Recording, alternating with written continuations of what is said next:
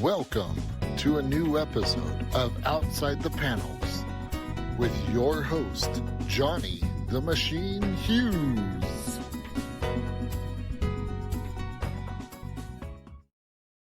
Welcome everyone to another episode of Outside the Panels. I am your host, Johnny the Machine Hughes, and fresh after yet another Dolphins loss to the Bills in the playoffs, I'm feeling kind of feisty. What better than to bring on Bostonian? It is. Friend to the show, the returning Trevor Fernandes-Lenkiewicz. Trevor, how's it going? I'm well, man. It is fantastic to see your bright and smiling face despite your love of the Dolphins. Well, hey, we're in the same boat. No Super Bowl for either of us this time around, right? It's okay. My Celtics are having a hot season, so basketball. Basketball. In good shape. There's no defense in basketball. No, I'm kidding. It's because I don't watch a lot of basketball. In fact, I remember last time I watched basketball, Hakeem Olajuwon was playing for the Houston Rockets. That's how long ago I was watching basketball. I would have been a wee lad. Oh my God. It was not quite Larry Bird style, but still. So Trevor, we spoke 7 months or so ago. How's life been treating you? It's good, man. I mean, like we're getting to the end of my first comic book project, which is like it blows my mind. We're starting art on my next project, which is such a weird out-of-body experience because I got my first couple pages in and I'm looking at like a new art style, new characters, and I'm like, I feel like I'm meeting like friends for the first time, like seeing them visually represented. And it's fantastic, man. Does that not bring some kind of regret because you're saying goodbye to your old friends? Yeah. Are you like, or is it like, right, that's it, I'm done. See, adios, bye. It's definitely a loving goodbye. I mean, like these characters mean a lot to me. They were the first characters I've ever written, the first characters I've ever gotten to kind of, whose journeys I've been able to really follow along from the perspective of the guy who's giving them their voices. And it's like a really special experience. There was something really incredible when I got the last page of the series from Sam, and I was like, this is it. Like, this is exactly how I want this book to end. And I'm so excited because like one of the things I wanted to prove to myself, creatively speaking, was that I could come in, tell a story that is of a decent length and have a definitive beginning, middle, and end that sticks. And I'm confident about this ending, and Sam did an incredible job visually representing that. So, new book, new pages, new style. Does that mean it's adios, Sam? No, so the beautiful thing is that like I'm gonna be barking up Sam for the rest of my life to work with the guy. This is the wrong sort of podcast for that sort of stuff, mate. Sorry. But he's such an incredible talent. Like there would have to be something crazy for me to not want to work with him. So the beauty about my next project is that it's actually, don't tell anybody, it's an anthology. Of which I have written all of the stories because I guess I'm just full of myself or something. But every story is going to have a new teaming of artistic collaborators to, one, just kind of open up my network, and two, just to be able to tell a variety of stories. The cool thing is that the project that Sam is going to be doing on the inside of this anthology is a sort of crime thriller with a supernatural bend to it. So we get to do something very different from what we did in the Helix Project. So I'm stoked. I'm super excited. Cool. So anthologies are right up my street. I'm British, so when we talk old timers, so when we talk anthologies, we talk about old time books like 2000 AD. That's my bread and butter. So will there be different art styles for sure, but is it going to be overarching stories, or is it going to be separate ones that kind of Black Mirror style that have a vague touch in here and there?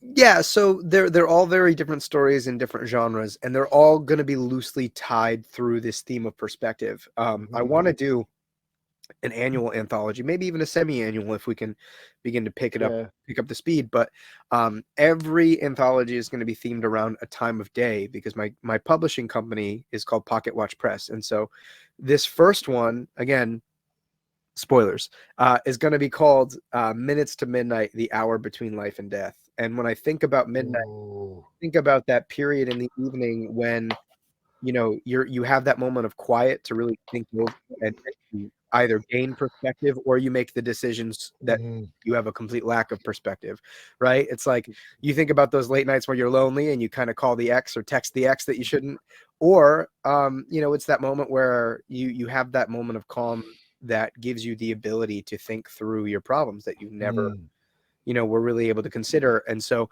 all of the stories, despite being with different characters and different genres, are going to be loosely tied through this theme of perspective. So cool. Yeah, man, it's super exciting. We get to do supernatural stuff, more sci-fi, which is what I've been known for, I guess. We have a story about immortal warlords. We've got like a drama about the death of a businessman in like the deep future. So really, really cool stuff. I always call I talk about a couple of types of times during the night. There's the stupid o'clock. Yeah? That's when you've woken up, like that time of the morning where it's too late to really go back to sleep, but it's too early to do something productive, and you're lying in bed thinking, can I put something on the DVD player that's going to take up an hour of my time? Yeah, because at least that time I have to get up anyway, right? There's that. There's a, oh my god, I can't believe it's that o'clock. Yeah. And then I like what do I call it? I call it the crazy corner of the night. That's when you sort of like have that moment of not clarity, I guess, but it's that moment of jumble.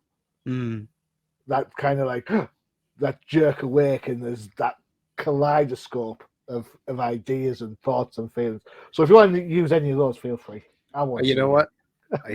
I'll have to think about that. That's a polite way of saying no, isn't it?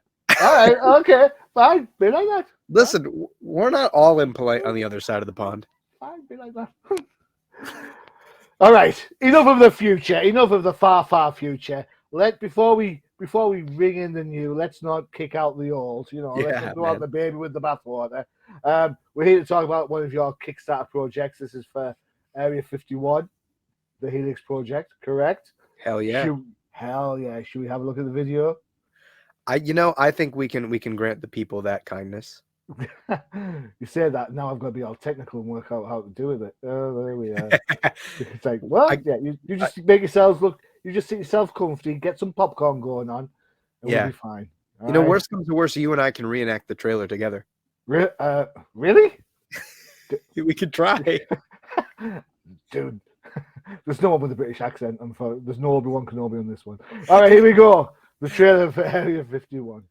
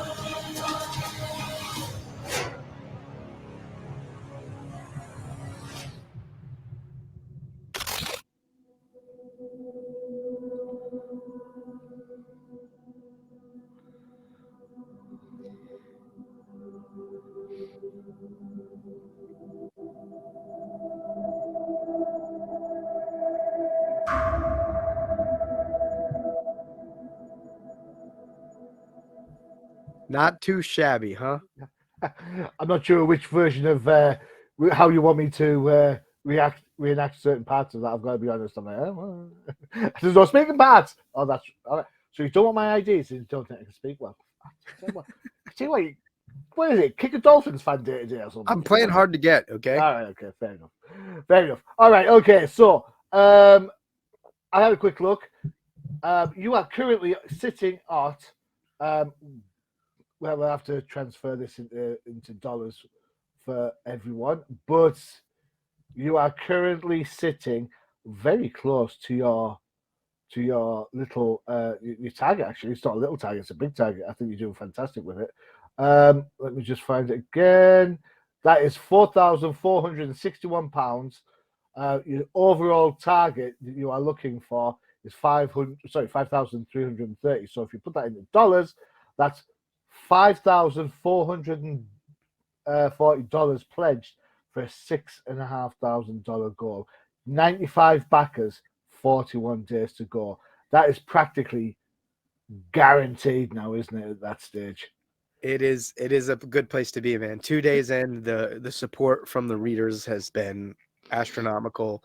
I by the end of day one, we had $4,000. And who knows, by the end of today, we might have 6. It's just like, it's insane. And I'm overwhelmed and blessed to have the people behind this book that I have. I have to say, I noticed how quick this was. I have this annoying habit of leaving my laptop switched on in hibernation mode or whatever, especially when I've got a show coming up. I like to keep everything nice in order so that I can just open up and go, right? So open up and go, hit the page. The numbers, it was like refreshing. I was like, what? When? What? I checked to see if someone had been pressing my keyboards or something. Okay, fine. So what's changed then? What's changed for Kent? Because he's gone through some stuff. Mm-hmm.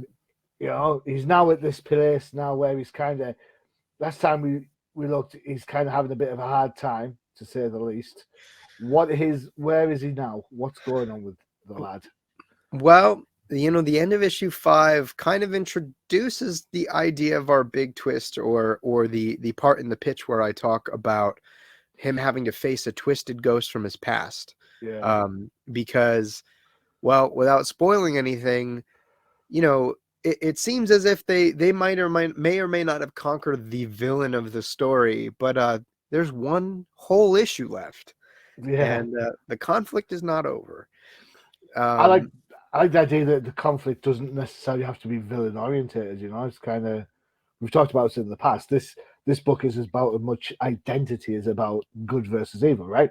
100%. Yeah, probably even more so. I mean, yeah.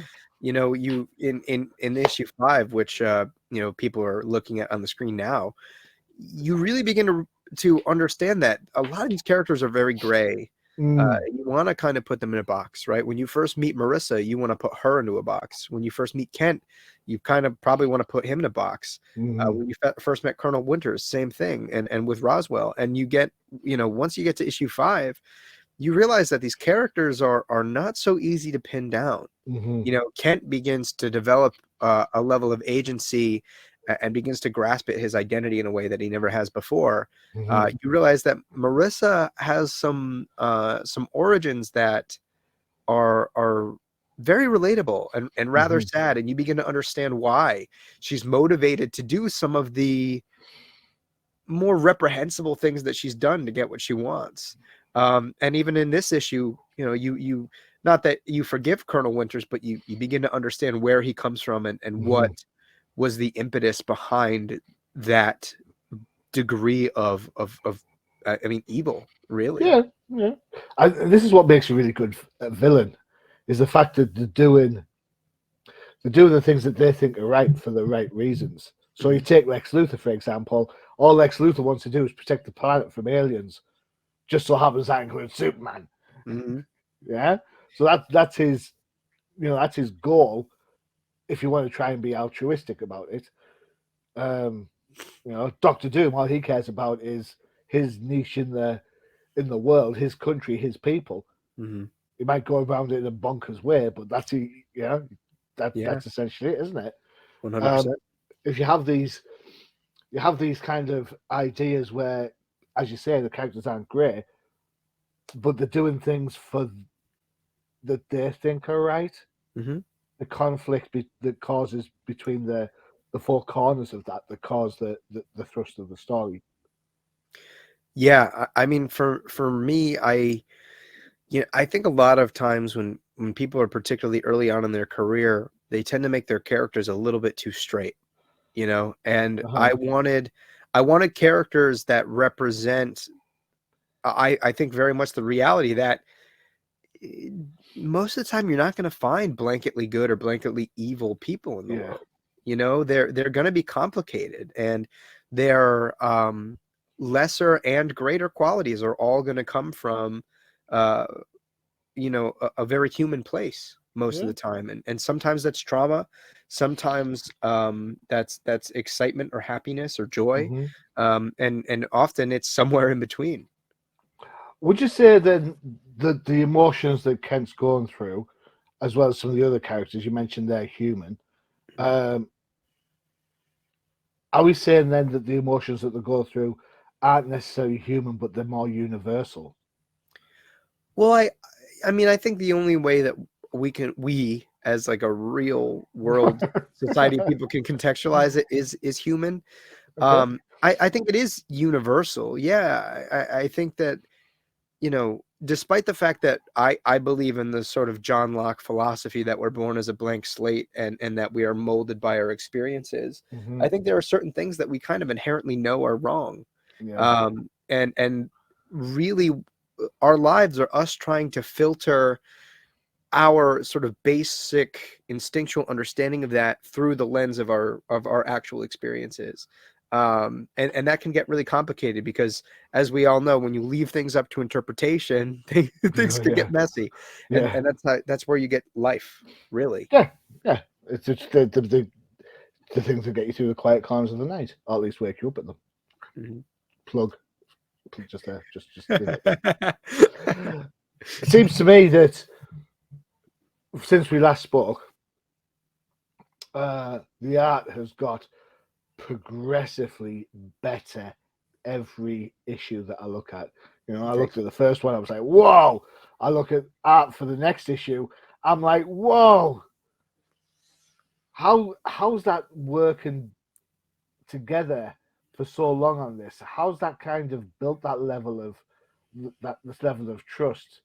Because you and Sam have generated this book that I think I said last time. It looks gorgeous. It thank you. looks like you could pick it up from one of the big publishers.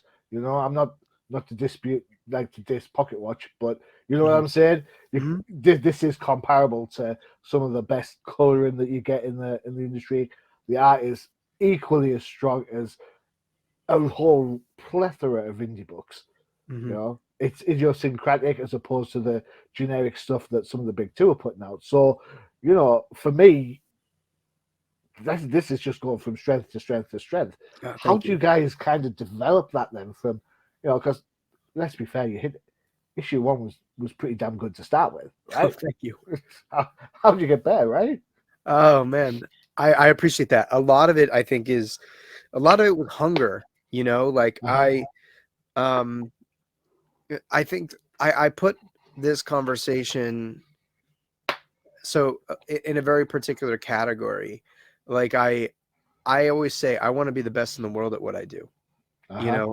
I want to be that guy. I want to be the comic book writer that the next generation looks up to as the person they study from. And I want that for one singular reason. And it is not because there are accolades that come with it. Accolades are nice, of course. It's good to be Mm. appreciated.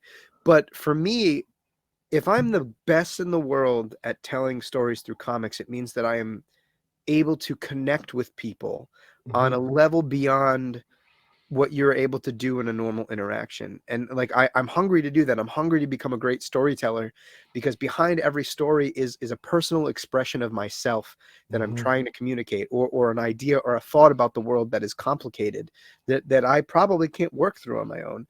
And Mhm. so I'm filtering it through genre and through like cool entertainment as a way to relate and to connect with people. And that's been reinforced thoroughly throughout this last year, doing shows and getting to meet people who come up and tell me how much this story means to them, which is bonkers, by the way, when you're just like, this was in my head 2 years ago, and it means something to someone else. But to get back to the point, because I have a horrible time at just babbling off into the ether, that has kept me driven to continuously want to up my game and to recognize the things that I could have done better every time I take that next step, so that I can get effectively become a better communicator through the storytelling. And that comes through, I think, in being able to study the technical elements and the craft, and figuring out how I can reinterpret what I've done in the past to understand how I can build upon that best in the present for the future. And that's kind of been the goal. And I've been so fortunate that the team has picked up upon that with me. I think fortunately I've become a better communicator through the script and as the editor as well. And these guys begin to pick up on, I think not to like date myself as a super young person, but they pick up on the vibe, and I say 5, don't you worry. Okay, good. So, sometimes I feel like they're going to be like, how old is this kid? 18?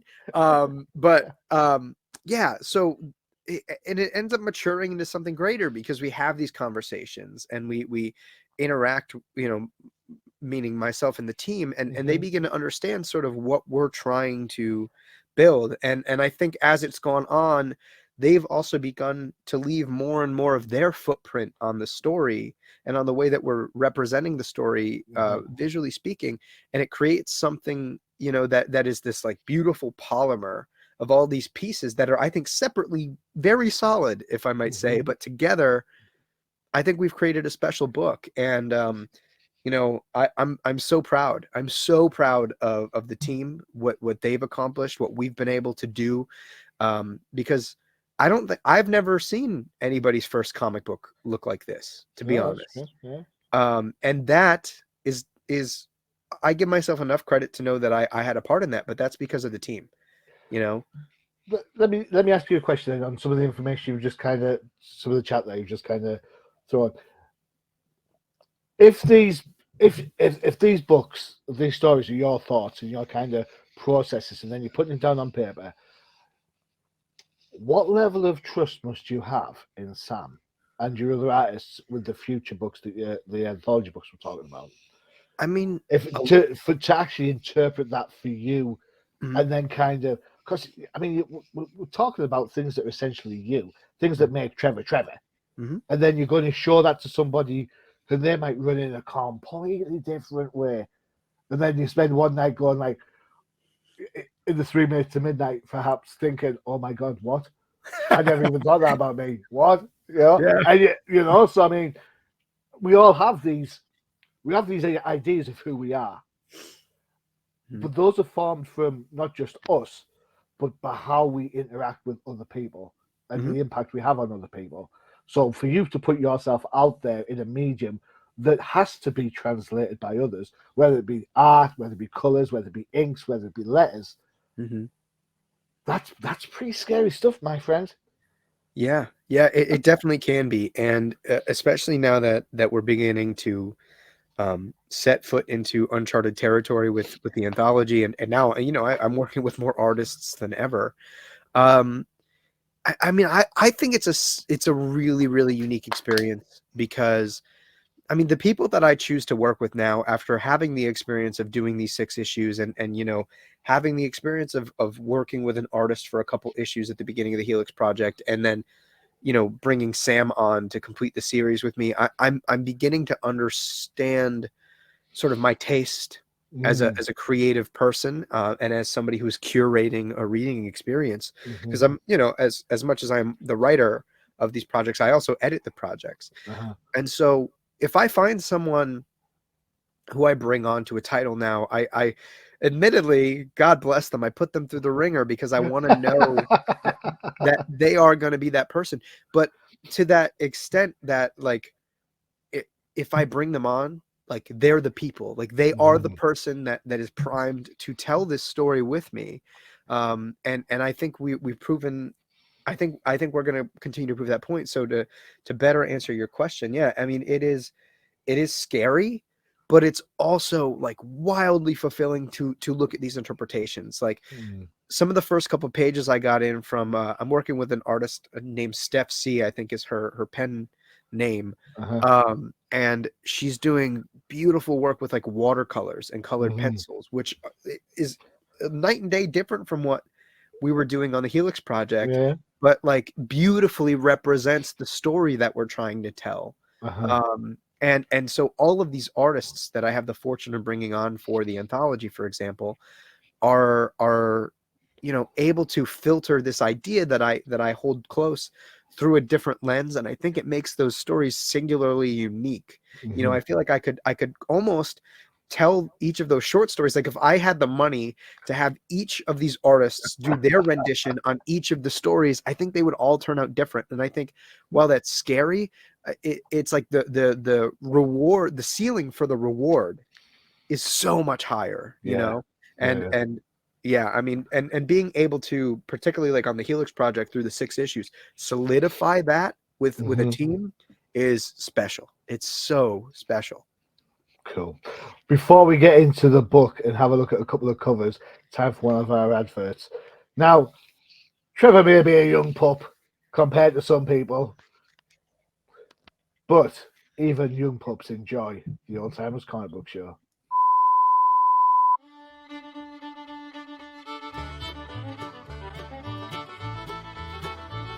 Do you want to find out what makes a professor do his happy dance? Check out the Old Timers Comic Book Show, only on the UCPN. The Old Timers Comic Book Show, where the hosts aren't old, but the comics most certainly are. There you go. New episodes, more recent episodes, have a special guest star, none other than Al Mega of Comic Crusaders CEO fame. Go and check out what he has to say about a plethora of collectible comics. There we go. Before the break, Trevor, we were talking about how ideas are kind of built upon your kind of, I don't want to say base model or your start model, but then art and then inks and so on. When you were talking about this, I kind of was looking through the myriad of press stuff you've sent me. So thank you so much for clogging up my Google Drive. I mean, you're welcome. It's quality. It is. And that's when you talk about how things get built up. This is kind of the cover that I thought, this represents what he's saying. And this kind of strikes me as an absolutely gorgeously abstract type of cover. And you're like, what? So what was the kind of ideas behind this? Do you give ideas for covers, or do you just let the artists go with how they want to go?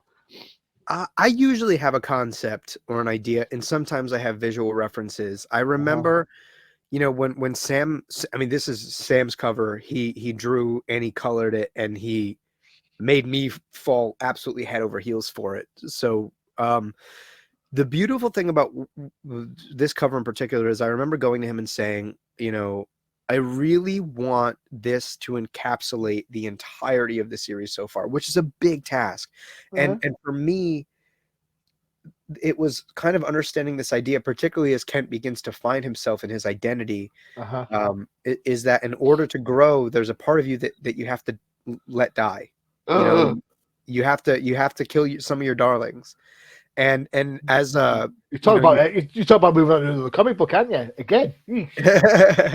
but it's like, you know, when we titled the only issue that has like an actual title, like a subtitle, is issue 6, and the name of the issue is The Death of the Boy Formerly Known as Kent Armstrong. And I think that this cover very much represents that cycle of growth through death, you know, like. And Sam, I mean, excuse my French, but fuck, Sam just like delivered. He had this beautiful idea about like Kent's body deteriorating, but like foliage kind of growing up from the carcass at the bottom, and you have you know, the snake, which we've used as a sort of constant metaphor from issue 5 onward, wrapping itself around and going in sort of, you know, eating out the insides and the carcass, and you have the sort of the faces splitting out. If you zoom in on there, you can see the pupils begin to white out and their expressions changing a little bit. Yeah. And there's something to be said about like transformation and life through death, in a way, through metaphorical death. Yeah. And he murdered it. It's gorgeous. It's a gorgeous cover. Absolutely gorgeous cover. Love that a lot. Thank you. Yeah. Other kind of, let's see, what have we got? We have a page to look at. This is startling. I love this. It's devoid of letters, but the emotion on the page was absolutely fantastic. Gotta say, love this a lot. Thanks, man. I was like, whoa.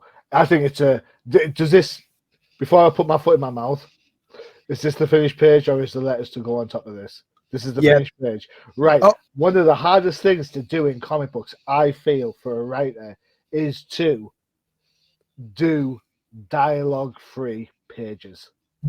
Sorry, I kind of put my foot in my mouth, actually. There will be letters. However, the goal of every page that I do is such that there are central elements that are communicated without the text.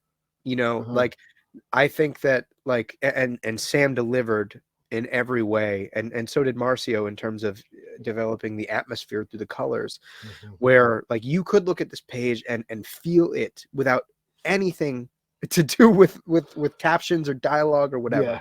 And I think, you know, if anything, that speaks to their strengths as collaborators on the project. Yeah, I get that, and I do not want to take away from the creative guys who put the effort into this. But for me, I just think I've seen it done so many times with the kind of like dialogue-free type of idea, or try to show that emotion without the words being present. And I have to say, I've seen it fail more times than enough. You know, this is just gorgeous. If this book was, I don't need the letters. Just give me the book. Give me the book and I'll go with it. All right. Thank you. What people don't realize, or what some people don't realize if they're not into comic books, is that this is writing. Writing isn't just putting the words in the bubbles, Stanley. It is the whole. I can say that he's dead. It's fine. You know, it's it's the whole plot about how you get your character from point A to point B. What's he feeling? How they're going to get? What their interaction's going to be like. So it's not just that one element. Yeah, and I appreciate you noticing that. I mean, if you were to look at my scripts, they're pretty directorial. You know, I tend to give a lot of notes, and I think, you know, that this also speaks to the collaborative element and what the team was able to accomplish, because I had a very specific vision, but there are subtle things in that page that Sam does that just blow it out of the water. I mean, like that second panel that he sort of had symmetrically placed in the center, where you have, you know, Roswell screaming at us, directly at us, that was something we wanted to do from the beginning. But then to have Kent's like sort of, he's not dead obviously, but his lifeless body, and then to follow that up with, you know, where Sam took the bottom of the border and used it to frame the eyes of Roswell, who's going through this psychoactive break, you know, this and Kent, who is forced to look at the byproduct of his father's torture. And like that, I think was brilliant what he did with that little framing device. That was something that I had nothing to do with, and I think it just adds so much, because it forces the reader to acknowledge this new dynamic in their relationship that nobody expected. Yeah, you know, from the jump. And yeah, man, I can't say more good things about it. All right, okay. Boom. There you go. Another page, another panel. It's just I don't know. It's gorgeous. Just look at it. You can feel the emotions going on. I mean, Thank you. great writing, great art, great colors. You know, I've always said the colors present the emotion or the vibe of the situation, right? Through the colors, you can tell. You know, the sort of, is it like a? I'm going to sound so blasé about it, but like, is it happy? Is it sad? Is it dark? Is it scary? Is it all those kind of emotions? They have to be reflective of what the characters themselves are going through. You know, the idea that this is a barren landscape and the colors themselves lend to that, indicate there's, you know, that there's a barrenness to these characters in their relationship. Are they going to get through it, or is the sand going to overtake them and just crumble them as they weren't there anymore? I just think, you know, it's really well, done. So Thank you. This issue is so emotional, for me, and that was something that was always on the brain when Sam and I were coming up with the pages. It was always a conversation of catching every emotion at its peak, and making sure that we really lean into just how raw this last issue is, because it's really, for the most part, just two characters kind of bouncing off of each other. And it's this combustion chamber between both of these very changed figures. Neither of these two characters are who they were when we first met them. Yeah. For better and for worse. And so you kind of have this meeting that both of them have been suffering for 13 years. One of which was in captivity and being tortured. The other of which is forced to live a life without his moral compass. And this meeting that they've been waiting their entire lives, or Kent has been waiting his entire life for, Roswell's been waiting, still 13 years, is not what they thought it was going to be, because they are changed by their experiences. And that's something we really wanted to lean into, because at the end of the day, yes, this is a sci-fi story about shape-shifting aliens, but like, this is the most human thing I think we could possibly try to explore, is this relationship. And man, Sam and the team, I can't say more good things about them. You know, Cool. they killed it. I'm not saying it. Yeah, give them any more credit. I want a pay rise. That's what I say. treat them keen. Treat them and keep them keen. You know, it's funny. I actually had this conversation with Sam the other day. There's a little bit of kayfabe. I was like, man, you know what's funny is that you actually make more from these Kickstarters than I do. And he was like, what? And I was like, yeah, dude, I don't pay myself. All that money goes towards the next book, aka paying you to do more art. So technically, my team makes more money from the Kickstarters than I do. Oh, poor thing. Listen, man, you've just my ideas, so I'm not gonna give you an all bless. No, I get it. You know, it is. That's the economics of the world, though, isn't it? You know, let's have a quick look at the Kickstarter while we're here. So pledges of $10 or more, so about £9. First print, issue number 6, cover C. Oh, hey. Oh, I've jumped the page. Where are we at? There we are.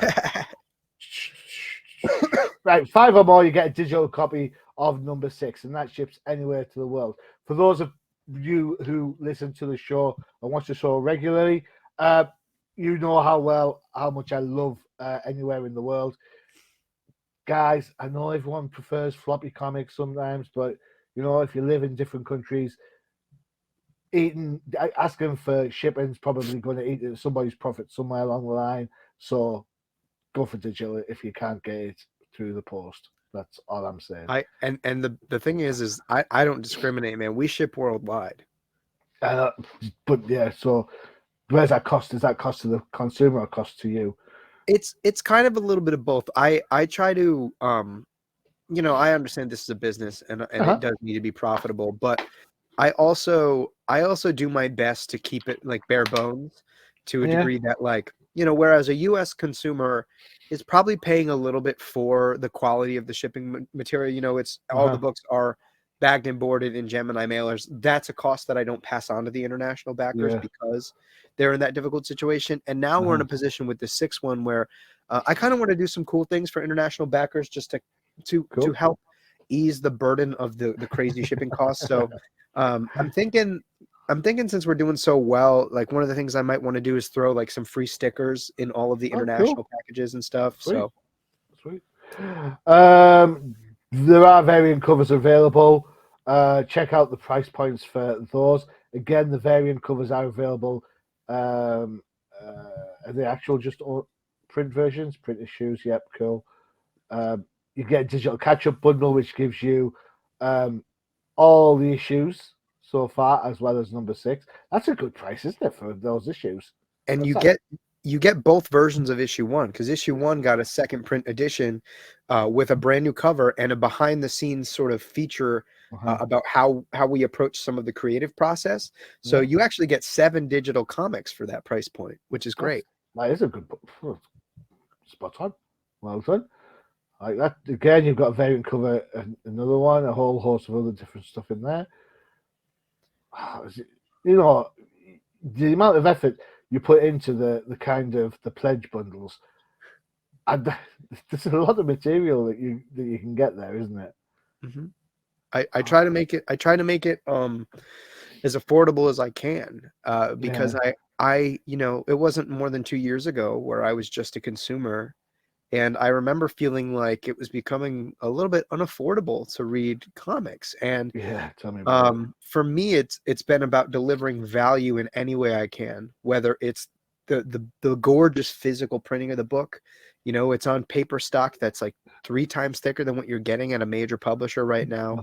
You're getting, for example, with issue 6, you're getting a 32-page book with no advertisements, with as you can tell, beautiful art from the team. And a physical copy of that is as low as $7, I think. Yeah, it's crazy. The amount of effort you've put into that is unbelievable. So for anyone who's interested in the project, get yourselves over the Kickstarter. There's the link. Just go to Kickstarter and type the Helix Area 51 and it comes up. You know, it's not hard to find.